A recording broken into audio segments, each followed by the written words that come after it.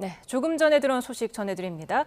어제 국민의힘 권성동 의원이 통일교에서 불법 정치 자금을 받은 혐의로 특검 조사를 13시간 넘게 받았는데요. 특검이 조금 전에 권성동 의원에 대한 구속영장을 청구했다는 소식이 들어왔습니다. 네, 혐의는 정치자금법 위반입니다. 특검이 권성동 국민의힘 의원에 대해서 정치자금법 위반 혐의로 구속영장을 청구했습니다. 특검은 권성동 의원에게 통일교와의 관계 등을 집중적으로 캐물은 것으로 전해졌는데요. 김건희 특검이 오늘 권 의원에 대해서 구속영장을 청구했습니다. 보다 자세한 내용은 이어지는 뉴스에서 전해드리겠습니다. 김정은 위원장의 중국 전승절 참석에 대해 대통령실은 이미 관계기관을 통해 인지하고 있었다고 밝혔습니다. 강훈식 대통령 비서실장은 오늘 기자간담회에서 남북 간 대화와 협력 채널은 늘 열려 있다며 이같이 말했습니다. 또 이번 한미 정상회담에도 이런 영향이 기본으로 깔렸다며 이 같은 흐름에 대한 연장선으로 해석될 수 있다고 설명했습니다. 이재명 대통령은 오늘 새벽 미국, 일본 순방을 마치고 귀국하자마자 국민의힘 장동혁 신임 대표와 회동을 추진할 것을 지시했습니다. 강유정 대변인은 이 대통령이 우상호 정무수석에게 이 같은 지시를 했다고 밝혔습니다. 대통령실은 영수회담이라는 말이 과거 권위적인 정치 문화에서 쓰던 용어라 적절치 않다며 지금은 대통령과 여야 지도부 회동이라는 표현을 쓴다고 설명했습니다. 국민의힘 장동혁 대표는 대통령과의 회동을 공식 제안받은 바 없다며 제안이 오면 검토하겠다고 말했습니다. 장 대표는 여러 사람이 모여 앉아 식사하고 덕담을 나누는 회담이라면 영소회담이라 생각하지 않는다며 정식 제안이 온다면 어떤 형식과 의제로 회담할지 협의한 뒤에 응할지 결정하겠다고 밝혔습니다. 이에 대해서 대통령실은 이미 회동을 제안한 거라고 밝혔습니다. 강훈식 비서실장은 어제 우상호 정무수석이 대통령의 말씀을 전한 거라며 이같이 말했습니다. 회동 의제도 다 말씀드린 것 같다며 정상회담 성과와 후속 대책을 논의하게 될 것이고 그 외에 어떤 의제든 상관없다고 덧붙였습니다. 다음 주 9월 정기국회 개회를 앞두고 민주당과 국민의힘이 각자 전열을 정비하는 연찬회를 진행하고 있습니다. 네, 하반기 전략을 수립하고 내부 단합을 도모하는 차원인데요. 양당 연찬회 현장에 강민경 기자와 박정현 기자가 나가 있습니다. 네, 먼저 민주당부터 가보겠습니다. 강민경 기자, 정청래 지도부의 첫 연찬회인데요. 개혁 법안 추진 의지를 다졌다고요? 네, 전광석화 개혁 추진과 이재명 정부의 성공, 쾌활한 분위기에서 진행되고 있는 이번 민주당의 1박 2일 워크숍의 목표를 요약하면 이렇게 정리될 수 있을 것 같습니다. 워크숍은 오후 2시에 정청래 대표의 모두 발언으로 막을 올렸는데요. 이 자리에서 정 대표는 그간 공언해온 이른바 3대 개혁, 즉 검찰, 사법, 언론 개혁을 흔들림 없이 추진하겠다고 공언했습니다. 직접 들어보시겠습니다. 이 개혁의 작업은 한치 오차 없이 흔들림 없이 그리고 불협화음 없이 우리가 해야 될 완수해야 될 시대적 과제입니다. 언론의 관심은 특히 지도부가 추석 전 처리를 공언한 검찰 개혁에 쏠립니다. 당정이 수사 기소 분리라는 원칙엔 공감하지만 강론에서 엇박자를 내는 걸 거듭 노출했기 때문입니다. 어제 민주당 검찰 정상화 특위위원장인 민형배 의원이 신중론을 거듭 제기한 정성호 법무부 장관을 향해 장관의 본분에 충실하라는 강한 경고 메시지를 보낸 걸 계기로 난기류가 심화했다는 분석까지 나왔습니다. 다만 연찬회에 참석한 정성호 장관은 입법 주도권은 당에 있다. 또 당이 결정하는 대로 따라갈 거다라며 한 발 물러선 태도를 보였습니다. 물론 다음 주 검찰개혁안 발표를 목표로 하는 지도부도 발의 전후로 공론화 작업을 거치겠다고 공언하며 당정 사이 이견을 통합하겠다는 의지를 내비치고 있습니다. 의원들 대다수가 모인 이번 연찬회에서도 검찰개혁에 대한 토론이 저녁까지 이어질 걸로 보이는데 의견이 어느 방향으로 수렴될지 관심이 쏠립니다. 검찰개혁 이견 봉합과 함께 이재명 정부의 성공을 위한 당정 단합 방안도 오늘 내일 연찬회의 주요 화두입니다. 정청래 대표가 당과 정부는 한 팀, 한 목소리를 내야 한다고 거듭 강조한 것도 이와 무관치 않아 보입니다. 오늘 연찬회에서도 세션 하나를 이재명 정부 국정 운영 방안으로 배정했고요. 또 강훈식 비서실장과 김용범 정책실장 등 대통령실 고위급 인사들이 참석해 의원들과 교류했습니다. 민주당은 저녁부터 상임위 소속 의원들끼리 모여 대야투쟁 방안을 점검할 걸로 보입니다. 여당은 강경파 장동혁 대표가 키를 잡은 만큼 국민의힘의 투쟁력이 한층 강화될 걸로 분석하고 있습니다. 야당의 보이콧 선언 등은 비협조와 목리로, 반대로 여당의 입법 드라이브는 민생으로 각각 규정하며 여론전을 펼칠 거란 관측도 나옵니다. 예, 국민의힘 연찬회에는 박정현 기자가 가 있습니다. 박 기자, 국민의힘도 내부 결속을 다지고 또 정기국회와 대여투쟁 전략을 논의하고 있죠? 네, 오후 2시부터 시작된 연찬회, 지금은 각종 강연 일정이 마무리되고 지금은 상임위별로 모여 분임 토의가 진행 중입니다. 오늘 연찬회는 장동혁 대표 체제에서 열리는 첫 번째 당 공식 행사로서 앞으로 당 운영 방향과 전략을 논의하고 내부 전열을 가다듬는 자리인데요. 분위기 그야말로 결연합니다. 장 대표 인사말부터 이번 연찬회가 이재명 정권과 싸우기 위해 전쟁터로 나가는 출정식이 되어야 한다며 각오를 다졌습니다. 이재명 정권의 국가 허물기와 실정을 막아내기 위해 우리가 투쟁하고 혁신해야 합니다.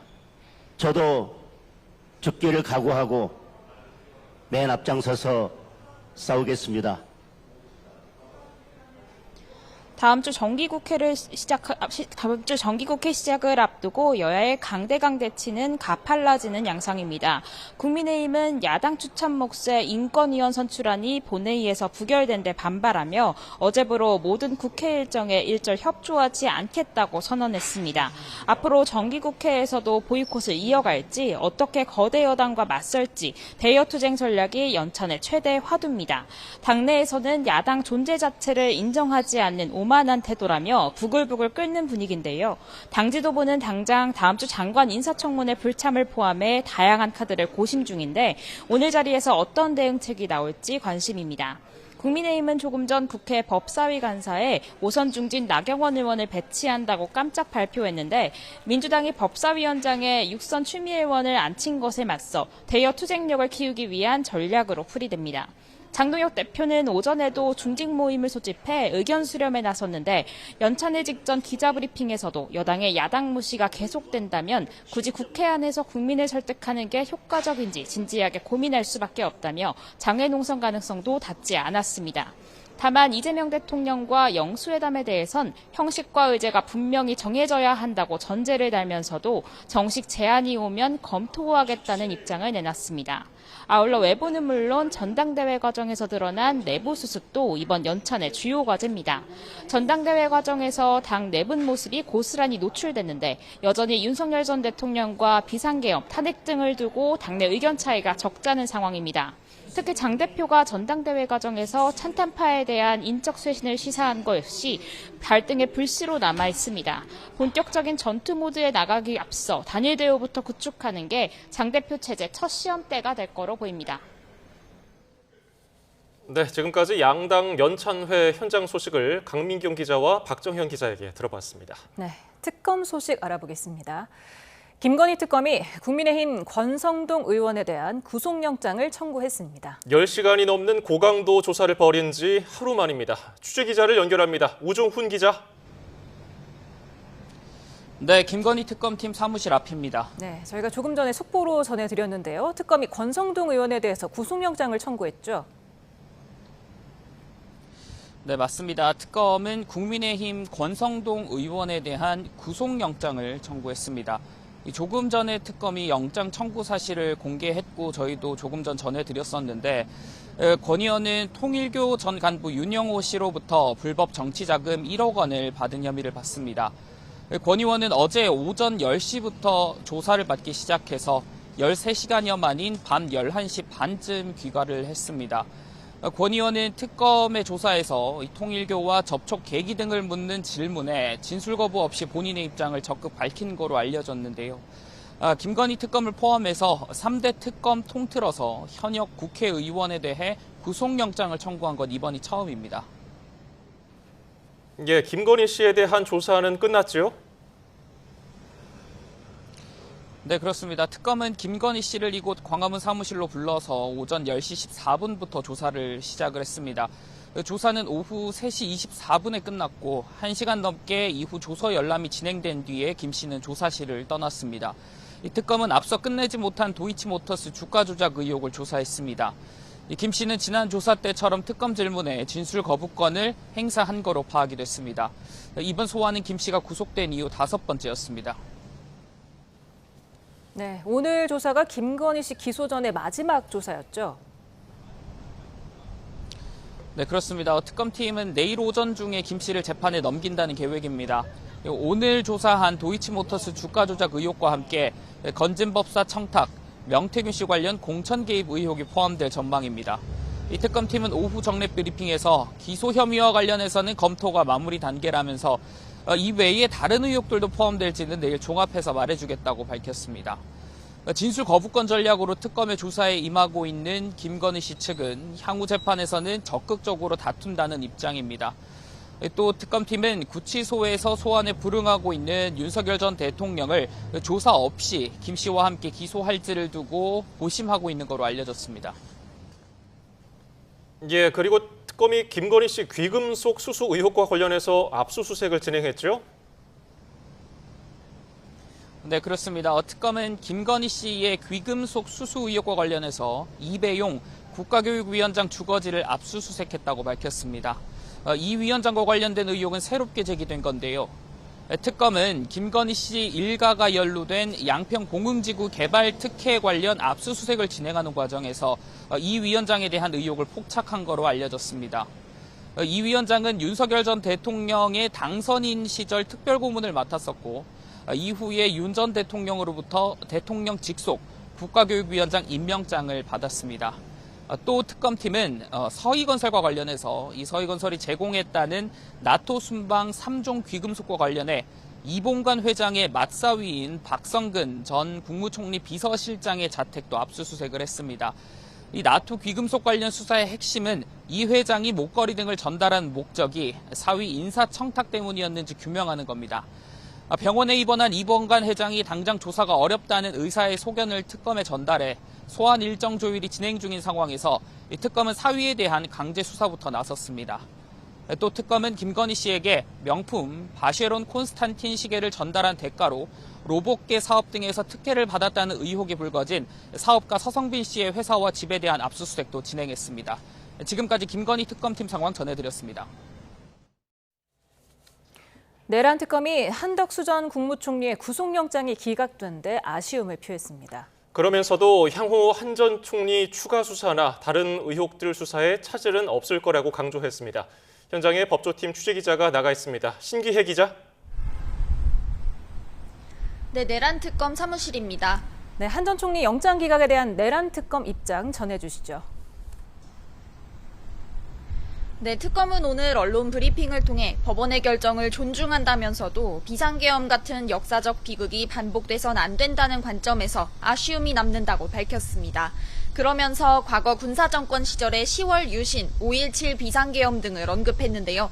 과거 계엄 사태가 권력의 정점 옆에서 이익을 취하려는 고위 관계자들의 협력으로 이뤄진 만큼 한 전 총리 같은 고위 공직자들의 역할을 더 무겁게 봐야 한다는 겁니다. 당위만 있고 물증이 부족했던 게 아니냐는 지적에 대해서는 한 전 총리 본인이 계엄 선포 과정에서 일정한 역할을 했다고 보인다며 한 전 총리가 총리로서의 책임을 다했다면 비상계엄이 선포되지 않았을 거라 본다고 일축했습니다. 예, 앞으로 수사는 어떻게 진행될까요?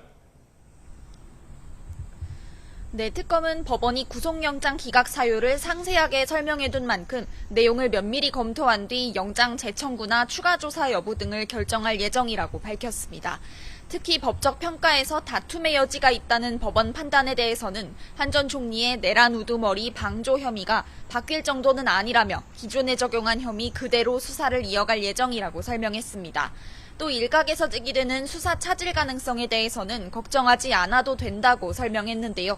내란, 외환 혐의 관련자들의 행위와 적용되는 법 조항이 다 다르기 때문에 한 전 총리 신병 확보 실패가 다른 부분 수사에 영향을 끼치지는 않을 거라고 강조했습니다. 네, 윤석열 전 대통령은 오늘도 내란 우두머리 혐의 재판에 불출석했군요. 네, 서울중앙지법은 오늘 윤 전 대통령의 내란 우두머리 혐의 공판 기일을 열었는데요. 윤 전 대통령 오늘도 나오지 않으면서 6번 연속 불출석을 기록했습니다. 재판부는 구치소에서 인치가 상당히 곤란하다는 취지로 보고서가 왔다며 곧바로 증인신문에 들어갔습니다. 오늘 재판에서는 비상계엄 당시 국회에 투입됐던 육군 수도방위사령부 특수임무대대 소속 박진우 중령과 김의교 소령에 대한 증인신문이 진행됐습니다. 예, 최상병 특검 수사 상황도 전해주시죠. 네, 최상병 특검은 오늘 이용민 전 해병대 포 7대대장을 업무상 과실치사 혐의 피의자 신분으로 불러 조사하고 있습니다. 이 전 대대장은 재작년 7월 19일 경북 예천군 보문교 일대에서 이뤄진 실종자 수색 작전을 지휘한 인물로 순직한 최상병의 직속 상관이었습니다. 특검은 지난 25일 현장의 또 다른 지휘관들이었던 박상현 전 7여단장, 최진규 전 포 11대대장을 상대로 조사를 벌였는데요. 오늘 이 전 대대장을 상대로는 해병대원들이 구명조끼 등 안전장비 없이 수중수색 작전에 투입된 경위를 주로 조사할 거로 보입니다.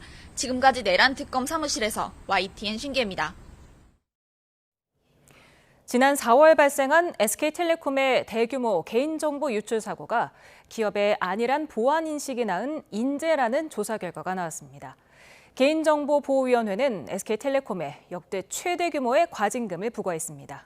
보도에 김진두 기자입니다. 개인정보보호위원회가 SK텔레콤에 부과한 과징금은 1,347억 9,100만 원, 그리고 과태료 960만 원입니다. 이는 개인정보보호법 위반에 대한 역대 최고 금액입니다. 이번 제재는 지난 4월 발생한 SK텔레콤 해킹 사고에 대한 집중 조사 결과에 따른 것입니다. 개인정보위는 해킹으로 LTE와 5G 이용자 2,300만여 명의 휴대전화번호, 유심 인증키 등 25종의 정보가 유출된 사실을 확인했습니다. 조사 과정에서 드러난 SK텔레콤의 문제는 총체적이었습니다. 인터넷망과 내부망 사이의 접근 통제는 허술했고 서버 계정 정보는 암호화 없이 저장됐습니다. 특히 유심 복제에 사용될 수 있는 유심 인증키를 평문으로 저장해 해커에게 고스란히 노출했습니다. 지난 2016년에 이미 보안 취약점이 알려진 운영 체계를 사용하면서도 업데이트를 하지 않는 등 기본적인 안전조치 의무를 지키지 않은 점도 확인됐습니다. 또 유출 사고가 발생한 통신 인프라 영역이 관리 사각지대에 놓여 있었고 사고 인지 후에도 유출 사실 통지를 지연한 점도 지적됐습니다. 피해 확산 방지를 위한 개인정보 유출 통지를 지연한 행위가 있었다는 점, 그리고 개인정보를 유출한 경로로 활용된 통신 인프라 영역에 대한 개인정보 보호 관리 감독이 매우 허술하게 SK텔레콤은 이번 결과에 무거운 책임감을 갖고 있고 모든 경영활동에 있어 개인정보 보호를 핵심 가치로 삼고 고객정보 보호 강화를 위해 만전을 기할 것이라고 밝혔습니다. 하지만 조사 의결 과정에서 당사의 조치 사항과 입장을 충분히 소명했음에도 결과에 반영되지 않아 아쉽다는 입장을 내놨습니다. 결국 역대 최대 규모의 과징금에 SKT가 불복해 행정소송을 제기할 가능성이 있습니다. 또한 피해를 본 가입자들이 제기한 집단 소송도 진행 중이어서 이번 조사 결과를 바탕으로 SK텔레콤과 가입자 간의 법정 공방도 가속화될 전망입니다. YTN 김진두입니다. 한국은행이 지난달에 이어 이달에도 기준금리를 연 2.5%로 동결했습니다. 가계부채 증가를 이끈 수도권 집값 상승이 진정되는지 좀 더 시간을 두고 지켜보겠다는 건데요. 기준금리 인하 시기는 차기 금리 결정 회의가 있는 오는 10월이 유력해 보입니다. 류한홍 기자가 보도합니다. 미국의 다음 달 기준금리 인하가 유력한 상황이지만 한국은행 금융통화위원회는 연 2.5%인 기준금리를 2달 연속 동결하기로 했습니다. 6.27 가계부채 대책 후 수도권 집값 상승세와 거래량이 둔화되는 상황에서 자칫 금리 인하가 꺼진 불을 다시 살릴 수도 있다는 우려 때문입니다. 지금 경기 부양이 필요한 건 맞는데 이 상황에서 금리를 더 빠르게 지금 저희가 낮추는 것보다 더 빠르게 내리면 성장률이 더 빨리 얼마나 많이 올라갈 거냐는 견해에 대해서는 다양한 견해가 있는데 저희는 지금 위험을 보면은 이 상태에서 금리를 빠르게 더 내릴 경우에는 이 경기를 올리는 그런 긍정적인 효과보다는 부동산 가격, 여러 구조적인 요인과 결합돼서 부동산 가격을 더 올리고 가계부채를 올리는 그런 부작용이 더 심하기 때문에 조만간 발표될 정부의 주택 공급 계획이 집값 안정에 성과를 낼 수 있도록 정책 공조를 하겠다는 의도도 담겨 있습니다. 이 총재를 제외한 6명의 금통위원 중 5명이 3개월 이내 금리 인하 가능성을 열어도 인하 시점은 차기 금리 결정 회의가 있는 오는 10월이 유력합니다.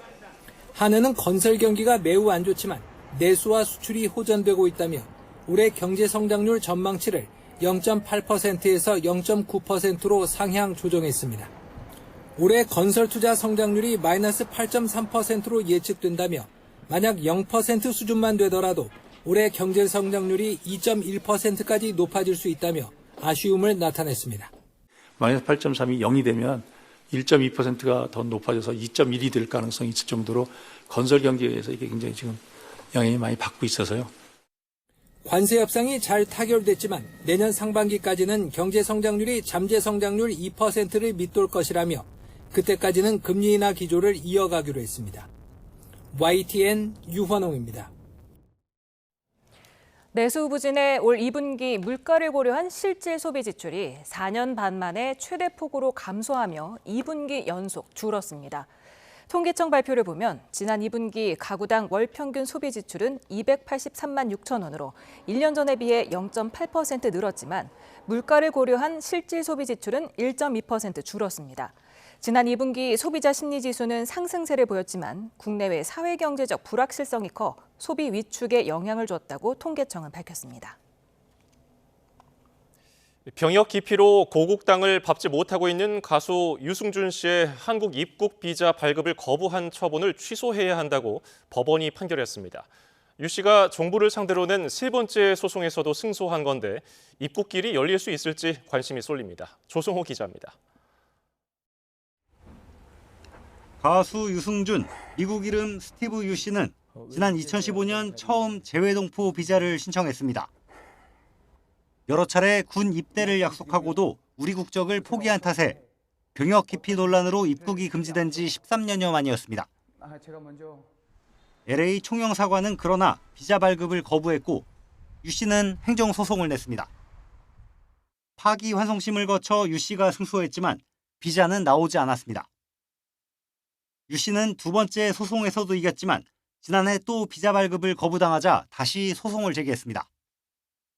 3번째 판단도 다르지 않았습니다. 유 씨의 비자 발급을 거부한 처분을 취소해야 한다고 판결했습니다. 재판부는 총영사관이 재량권을 남용해 위법한 처분을 했다고 판단했습니다. 다만 유 씨의 과거 행위가 적절했다고 판단하는 건 결코 아니라고 덧붙였습니다. 법무부의 2002년 입국 금지 결정이 무효라는 유 씨 청구는 법원이 판단할 대상이 아니라며 각하했습니다. 유 씨는 판결 선고를 앞두고 인터넷 방송에서 고국에 돌아오지 못하는 것에 대한 불만을 내비쳤습니다. 네가 나를 모르는데 남들 너를 알겠느냐? 네가 뭔데 판단을 하냐고 지금. 니네들 한 약속 다 지키고 사냐? 판결이 확정되면 유 씨는 다시 한번 재외동포 비자를 신청할 걸로 보입니다.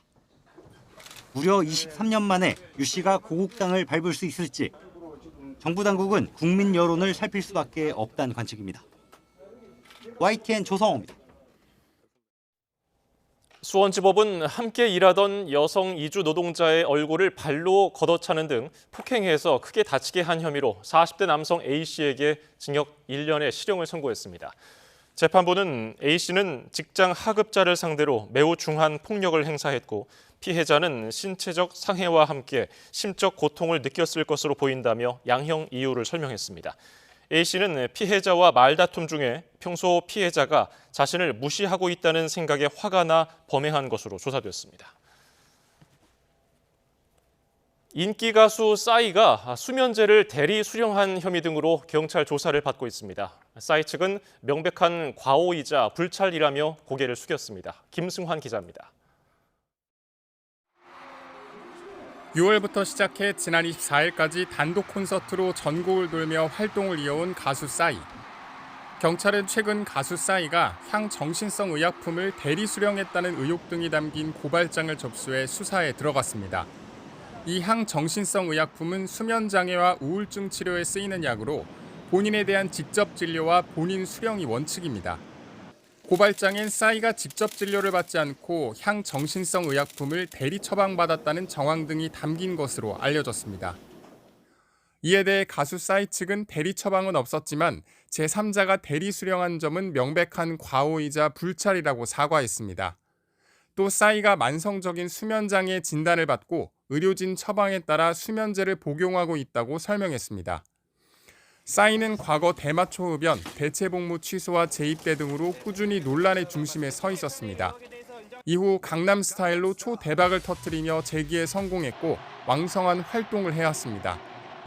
경찰이 조만간 가수 싸이를 상대로 구체적인 경위를 조사할 예정인 만큼 연예 활동에도 당분간 제약을 받을 수밖에 없어 보입니다. YTN 김승환입니다. 6.27 대출 규제가 시행된 지 2달이 지났습니다. 서울 아파트 매매 거래는 급감했지만 가격 상승세가 30주 연속 이어지면서 아파트 값은 좀처럼 꺾이지 않는 분위기입니다. 최두희 기자가 현장에 다녀왔습니다. 서울 마포구의 재건축 단지. 이달 들어 전용 면적 50제곱미터가 11억 원대에 거래되며 6.27 대출 규제 이전 수준을 회복했습니다.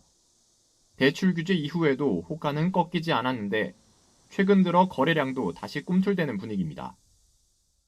대형 단지, 재건축, 재개발된 단지, 대형 단지는 확실한 면이 지금 투자 수요가 꾸준히 일어나고 있습니다. 이렇게 재건축 추진 단지 등을 중심으로 상승 거래가 이어지고 있고 서울 인기 지역에서는 신고가 거래가 잇따르는 가운데 6.27 대출 규제 이후 서울 아파트 매매 거래량은 급감했습니다. 지난 6월 12,000여 건에 달했던 매매 거래 건수는 7월 들어 4,000여 건으로 급감하더니 이달 거래 건수는 현재 2,000여 건에 불과합니다. 대출 규제 이후 서울 아파트값 상승폭은 둔화 흐름을 보이고 있습니다. 이번 주 서울 아파트값은 0.08% 상승하며 지난주보다 0.01%포인트 낮아졌는데 30주 연속 상승세는 이어갔습니다. 게다가 서울 25개 자치구 가운데 11개 자치구는 아파트값 상승폭이 더 커져 불안 요소는 여전합니다. 이에 더해 마포, 성동 등 한강벨트를 중심으로 관망하던 수요자들이 최근 들어 다시 움직이는 분위기도 감지됩니다. 앞으로 더 큰 규제가 나올 거다. 지금이 마지막이다. 그런 분들도 계시고 부동산 전체적으로 되게 활발해졌어요. 국토교통부의 공급대책 발표는 초읽기에 들어갔습니다. 대통령께서 순방 일정도 있기 때문에 좀 실무적인 그런 조율 과정에 약한 시간이 더 걸린다면 저는 늦어도 9월 초에는 발표할 수 있고 발표하겠다. 조만간 나오게 될 공급대책의 실효성이 부동산 시장 안정의 관건으로 꼽히는 가운데 정부가 부동산 세제 개편에도 나설지 주목됩니다.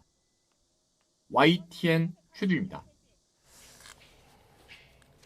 이창용 한국은행 총재가 금리로 집값을 잡을 수는 없다는 입장을 다시 강조했습니다. 또 내년 상반기까지 금리 인하 기조가 이어질 거라고 밝혔습니다. 직접 들어보시죠. 한국은행 금리로 집값 잡을 수 없습니다. 다만 저희가 금리 정책을 하는 이유는 저희가 정책 공조가 필요하고 정부의 여러 가지 공급 정책이라든지 다른 여러 가지 정책이 필요한데 다만 한국은행이 지금 하고 있는 것은 유동성을 과다하게 공급함으로써 집값 인상 기대를 부추기는 역할을 하지 않겠다. 내년도 경제 성장률을 1.6%로 보고 있습니다. 지금 내년 상반기까지는 낮은 성장률이 좀 지속될 가능성이 있기 때문에 적어도 내년 상반기까지는 기준 인하 기조가 유지될 가능성이 크지 않겠냐 이렇게 보고 있고요. 서울에서 가구 증가 속도가 7년 연속 주택 공급 속도를 뛰어넘는 것으로 나타났습니다.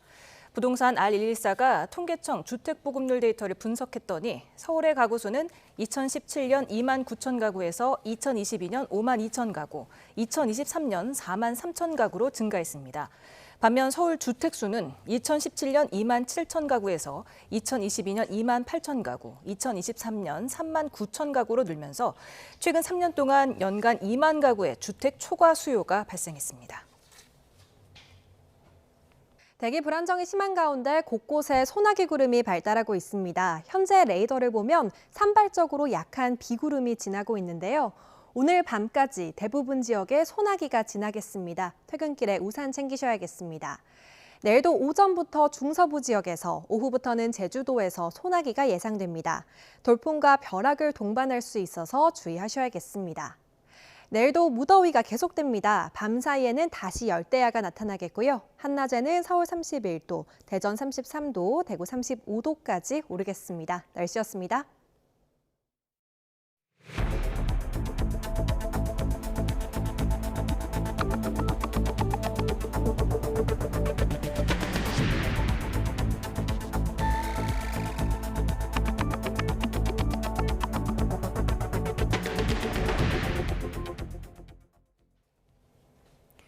이재명 대통령이 3박 6일에 걸친 한일, 한미 정상회담 일정을 마치고 귀국했습니다.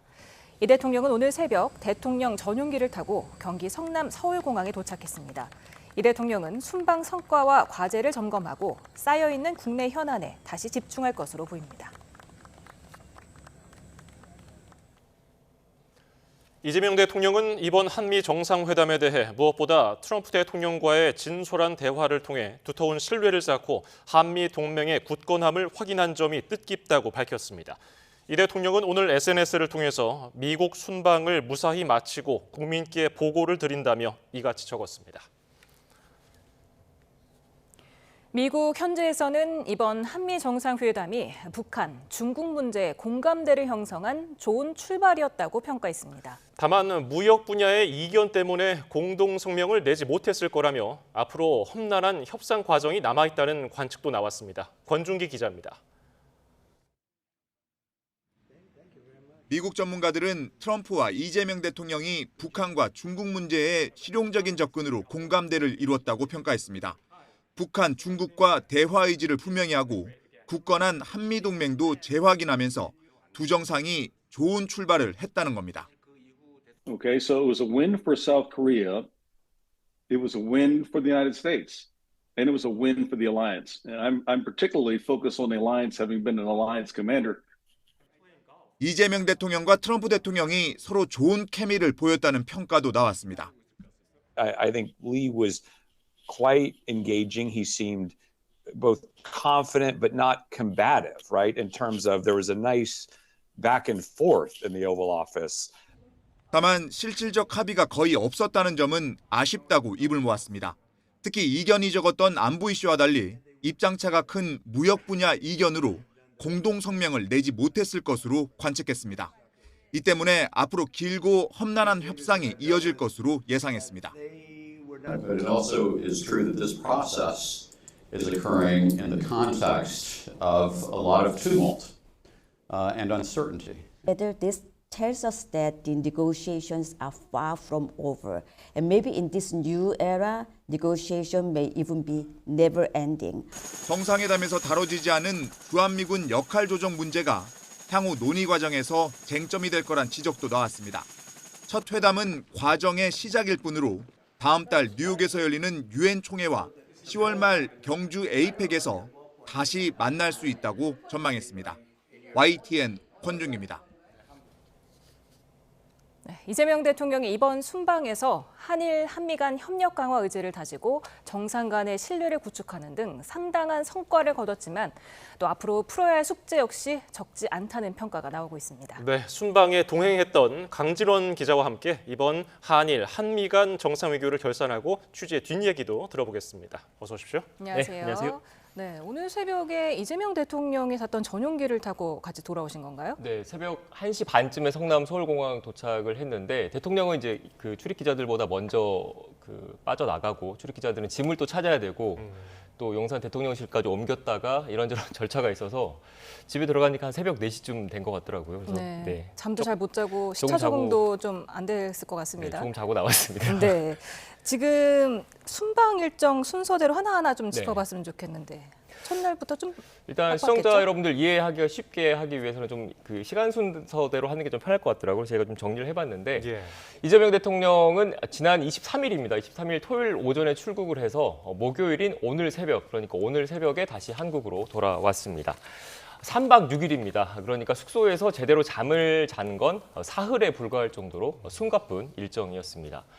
순방 첫날이 23일 토요일인데 수행단 그리고 저 같은 기자단의 시간표가 새벽부터 정말 바쁘게 돌아갔습니다. 저를 포함한 대통령실 출입기자들 한데 모여서 성남 서울공항으로 이동해서 검색 같은 공군 1호기 탑승 절차를 밟아야 하는데요.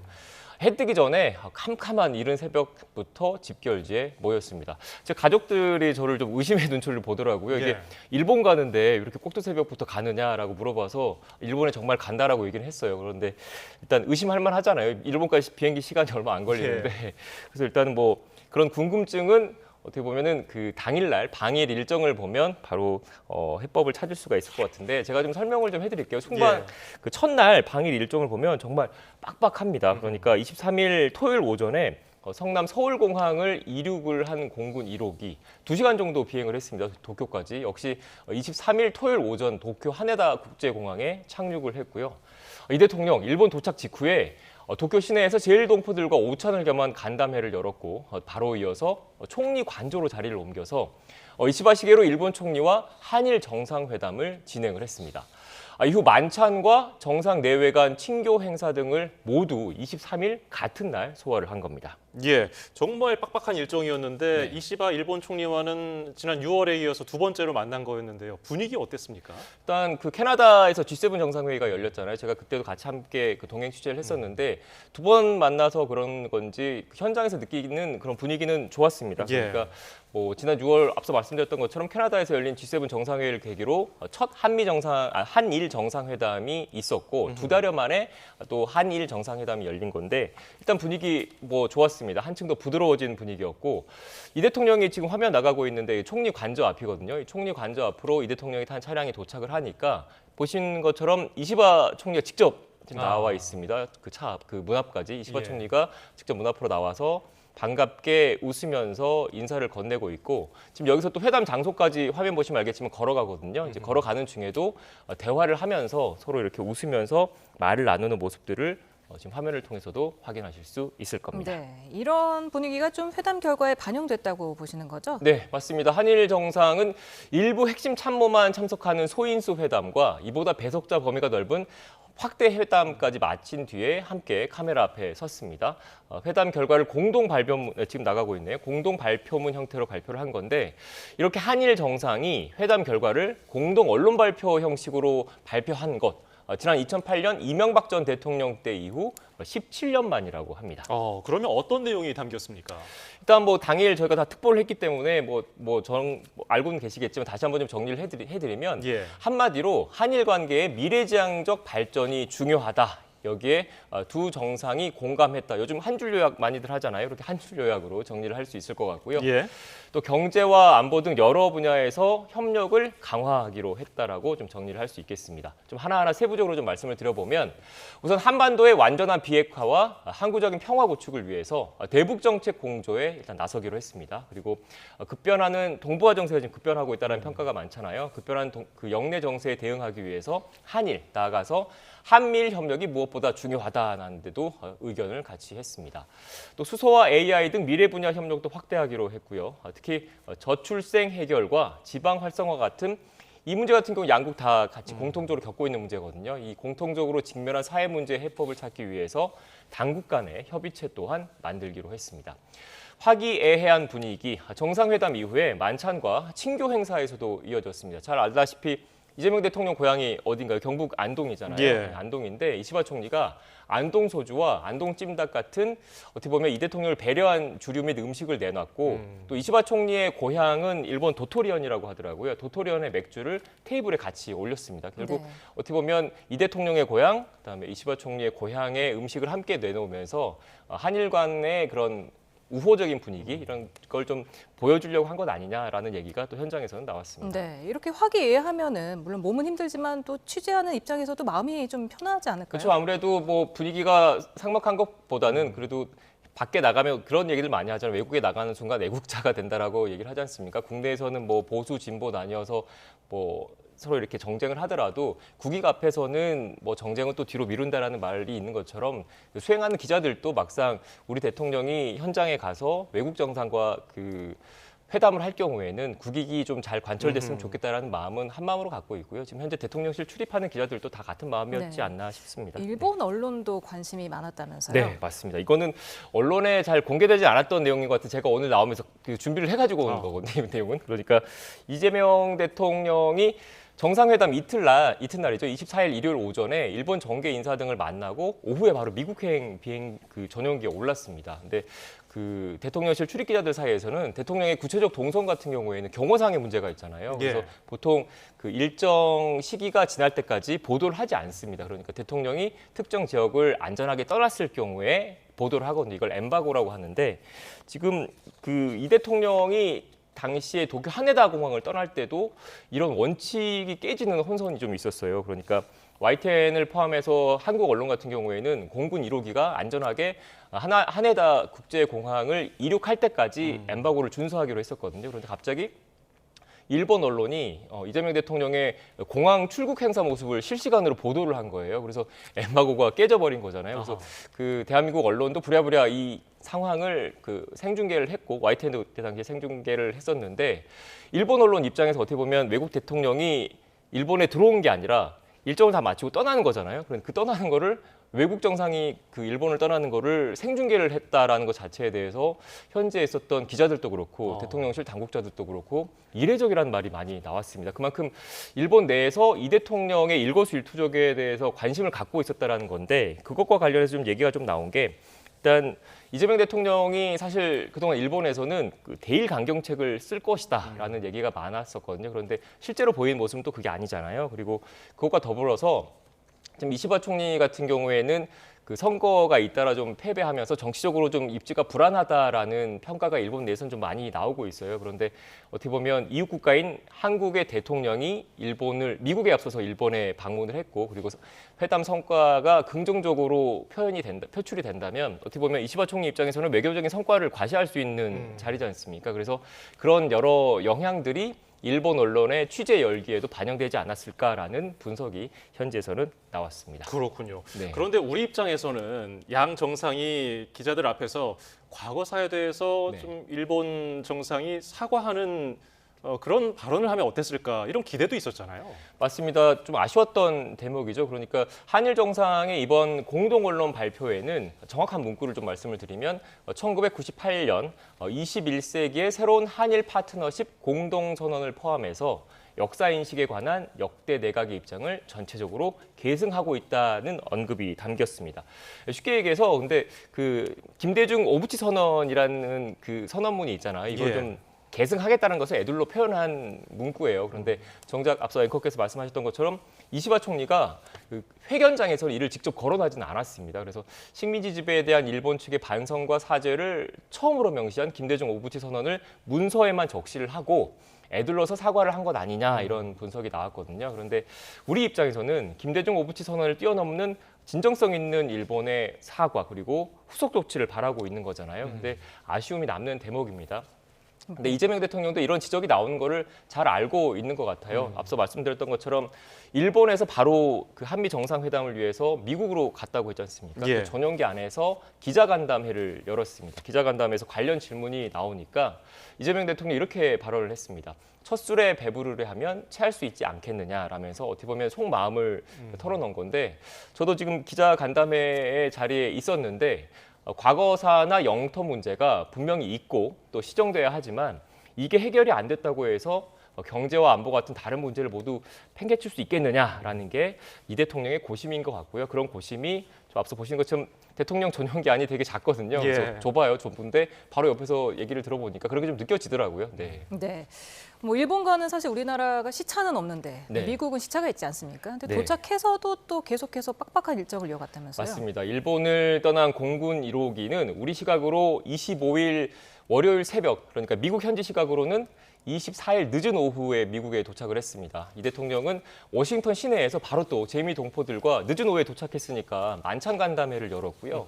이튿날 트럼프 대통령과의 첫 한미 정상회담을 준비했는데 문제는 정상회담 당일 이 대통령이 백악관에 도착하기 직전까지 현장에서는 그야말로 긴장감을 키우는 일들이 많이 벌어졌습니다. 그것 때문에 국내에서도 많은 분들이 괜히 긴장하셨을 거예요. 네. 한 회담 2시간 정도 앞두고서 트럼프 대통령이 SNS에다 글을 쓴 거 말씀하시는 거잖아요. 맞습니다. 제가 당시에 백악관 앞에 있었거든요. 일단 그게 예. 가장 크고요.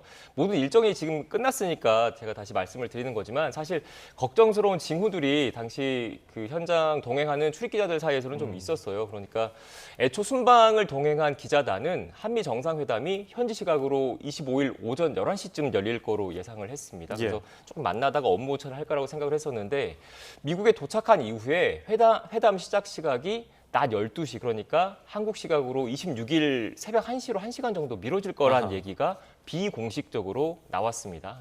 그럼 미뤄진 배경을 놓고 의제 조율이 잘 안 되는 것 아니냐 이런 얘기도 좀 나왔었고 뭐 앞서 말씀드렸던 것처럼 강훈식 비서실장을 포함해서 대통령실의 이른바 3실장들이 모두 총출동을 한 거잖아요. 어떻게 보면 되게 이례적인 상황인데 이게 조율이 잘 안 돼서 그런 건가라는 우려가 사실 좀 나왔었어요. 그런데 이런 상황에서 회담을 불과 2시간 반 정도 앞둔 시각에 트럼프 대통령이 폭탄 발언을 SNS에 올렸습니다. 그러니까 뭐 한국에서 숙청 또는 혁명이 일어난 것처럼 보인다. 우린 그걸 수용할 수 없다.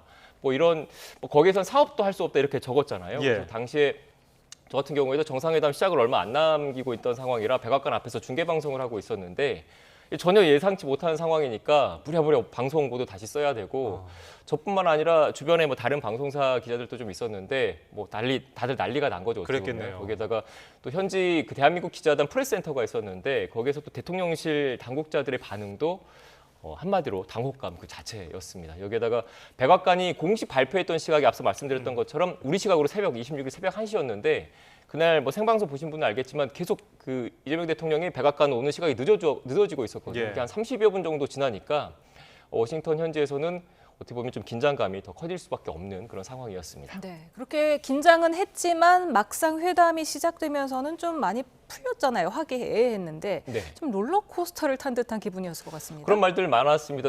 미국이니까 더 롤러코스터처럼 이렇게 더 왔다 갔다 하는 건가 이런 얘기도 좀 많이 나왔었는데 좀 더 트럼프 대통령 뭐 화면 보시면 알겠지만 백악관에 도착한 이재명 대통령을 직접 맞이하러 나왔고요. 회담 분위기 지금 장면 나오네요. 이재명 대통령이 백악관에 도착을 하니까 트럼프 대통령이 직접 나와서 저렇게 맞이했고요. 회담 분위기 역시 나쁘지 않았습니다. 트럼프 대통령이 한국 그 특검의 교회와 그다음에 미군 기지 압수수색 등을 비판하면서 SNS에 숙청, 혁명 같은 글을 올렸잖아요. 여기에 대한 오해도 일단 풀었습니다. 그러니까 뭐 국회가 임명한 특검이 사실 조사를 하는 것이고 또 미군 기지 내에 있는 한국군 시스템 그러니까 미군 시스템을 들여다본 게 아니다라는 취지로 이 대통령이 직접 해명을 했고요. 이를 두고 일각에서는 트럼프 대통령이 협상에 능하다라는 얘기를 많이 하잖아요. 그래서 정상회담, 첫 한미 정상회담 직전에 우리 대통령, 우리 측을 압박하기 위해서 일종의 협상 전략을 쓴 것 아니냐 이런 분석도 현지에서는 나왔습니다. 두 정상 간의 첫 회담이었는데 어떤 이야기 오갔는지 정리를 해볼까요? 일단 뭐 하나하나 좀 정리 좀 해봐야 될 것 같은데 먼저 트럼프 대통령은 예상대로 미국 조선업 부흥 의지를 거듭 밝혔습니다.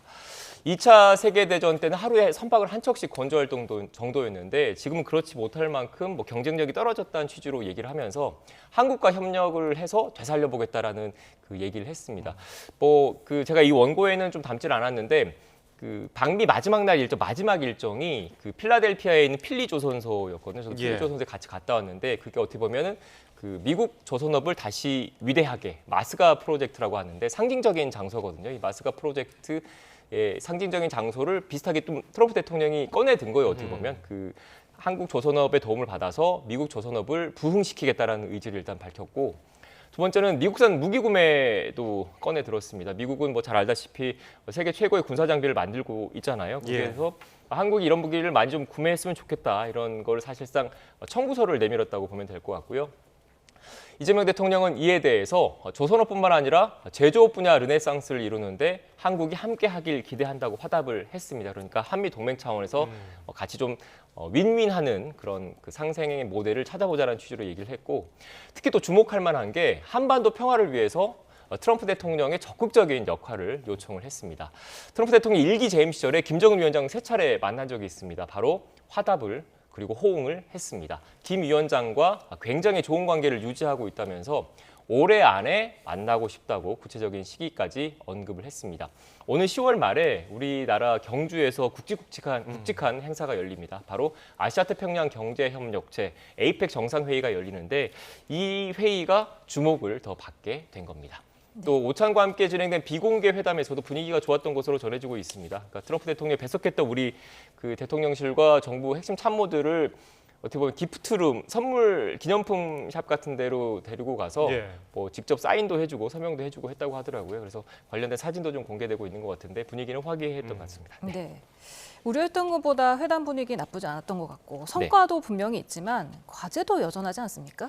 맞습니다. 뭐 분위기 좋았다고 모든 게 해결되는 건 아니잖아요. 그러니까 한미 정상이 직접적으로 대화를 하고 친민감을 형성한 건 뭐 트럼프 대통령의 개인적인 인연을 중시한다고 하는데 분명히 우리 국익 차원에서는 도움이 될 만한 일일 겁니다. 하지만 뭐 또 한미 동맹 강화 그리고 조선업 같은 새로운 분야 협력 필요성에 공감한 건 역시 성과라고 볼 수 있습니다. 그런데 관세 협상과 관련해서 경제 통상 안정화 그리고 국방비 인상 및 대중국 견제를 의식한 주한미군 역할 재조정 같은 한미 동맹 현대화와 관련한 합의 문서를 채택하지 못했어요. 그러니까 말로만 분위기 좋은 게 아니라 우리 입장에서는 좀 문서로 좀 놔둬야 그 틀 안에서 어느 정도 그 조율이 가능한 부분이 좀 있는 거잖아요. 그런데 앞으로 세부 안을 협의하는 과정에서 진통이 불가피하다는 우려가 나오는 이유입니다. 특히 관세 협상 타결 과정에서 약속했던 게 3,500억 달러 규모 대미 투자 펀드인데 이거 가지고 한국과 미국 측의 입장이 조금 미묘하게 다릅니다. 그리고 구체적인 운영 방식도 그렇고요. 이걸 어디에다 쓸지도 여전히 미정 상태입니다. 거기에다가 자동차 품목별 관세 15% 자동차 폭몇별 관세와 인하 시점과 그리고 반도체, 의약품 같은 최혜국 대우를 미국이 약속대로 잘 이행할지도 좀 지켜봐야 할 것 같고요. 또 외교 정책 차원에서도 좀 살펴봐야 되는 게 한미일 협력을 기본으로 일단 두면서도 우리 입장에서는 중국과 이웃 국가인 중국과의 관계도 잘 유지를 해야 되잖아요. 그런데 이 부분도 사실 좀 쉽지 않은 측면이 있는 거고. 그리고 트럼프 대통령에게 어떻게 보면 한반도 평화 구축을 위해서 역할을 요청을 했고 이재명 대통령도 취임 이후에 지속적으로 대화 의지를 강조를 하고 있는데 관건은 북한의 호응인 거지 않습니까? 아직까지는 냉랭한 그런 태도를 유지를 하고 있는데 이 북한을 대화의 장으로 끌어내는 것 역시 큰 숙제입니다. 특히 대화가 이어졌을 때 북핵 협상 과정에서 통미봉남이라는 말을 많이 하는데 한국이 배제되고 북한과 미국만 대화하는 상황이 우리로서는 받아들여서는 안 되는 그런 상황이거든요. 이런 상황이 연출되지 않도록 한미 공조를 더 강화하는 것 역시 빼놓아서는 안 될 과제로 보입니다. 지금까지 대통령 순방에 동행했던 강진원 기자에게 순방 결산 그리고 취재 뒷이야기 들어봤습니다. 고맙습니다. 감사합니다. 고맙습니다.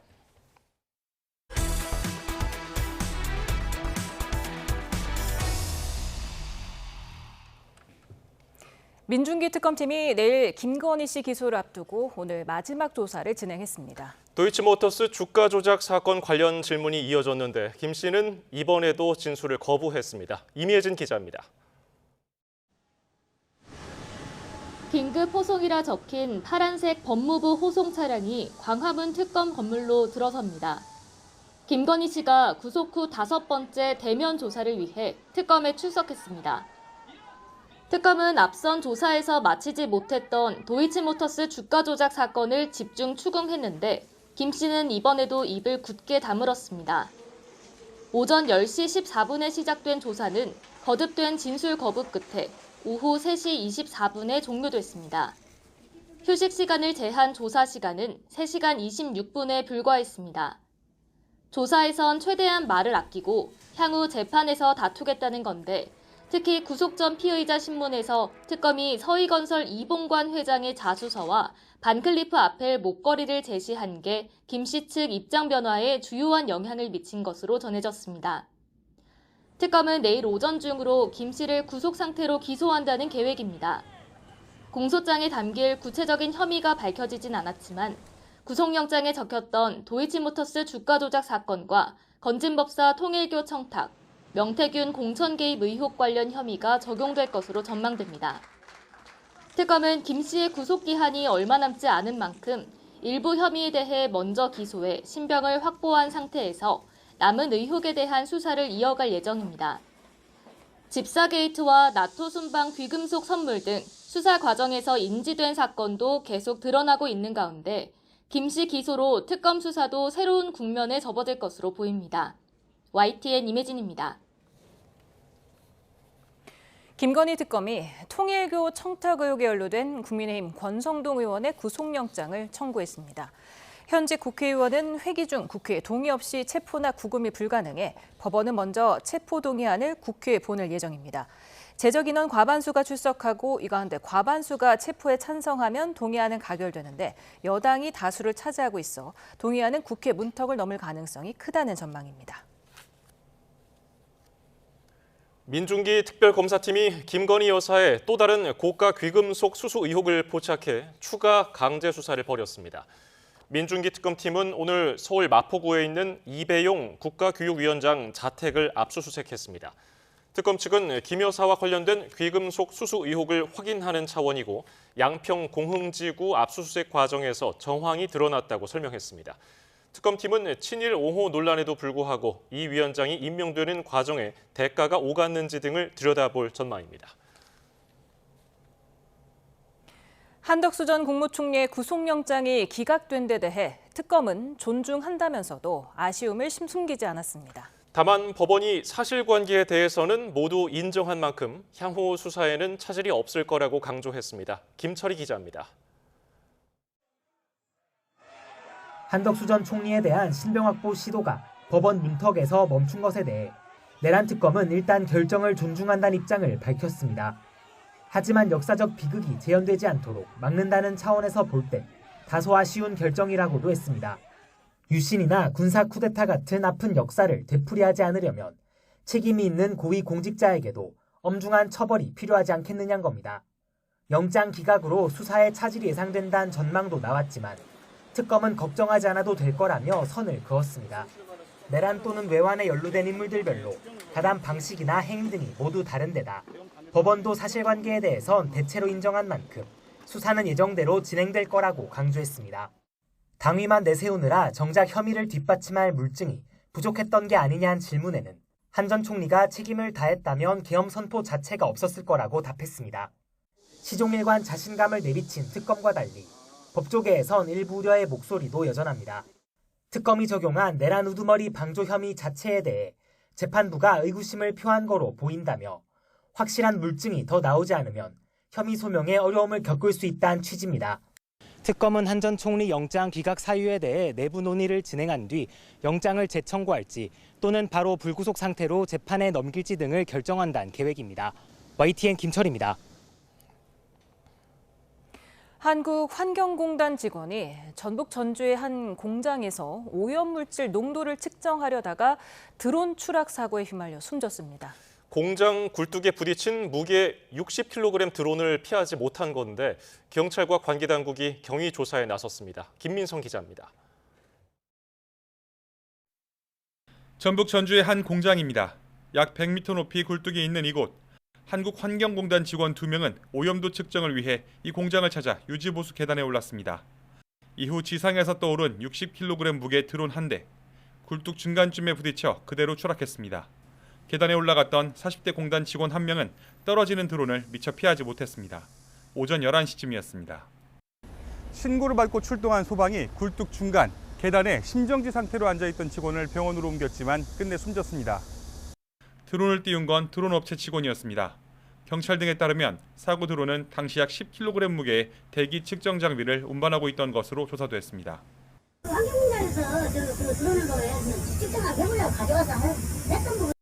경찰과 노동당국은 측정 작업이 매뉴얼에 맞게 진행됐는지 또 안전수칙이 지켜졌는지 정확한 경위를 파악하고 있습니다.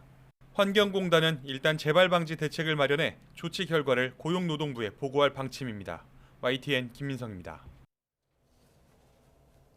오늘 오후 3시 50분쯤 충북 괴산군 연풍면 중부 내륙고속도로 연풍나들목 부근에서 12톤 화물차가 중앙분리대를 들이받았습니다. 이 사고로 화물차에 실려있던 당근이 반대편 차선으로 쏟아지면서 맞은편 차로를 달리던 차량 2대가 추돌하는 2차 사고도 발생했습니다. 또 화물차 운전자 40대 A씨가 다쳐 병원으로 이송됐고 사고 수습 과정에서 한 개의 차로가 막혀 통행에 불편을 겪었습니다.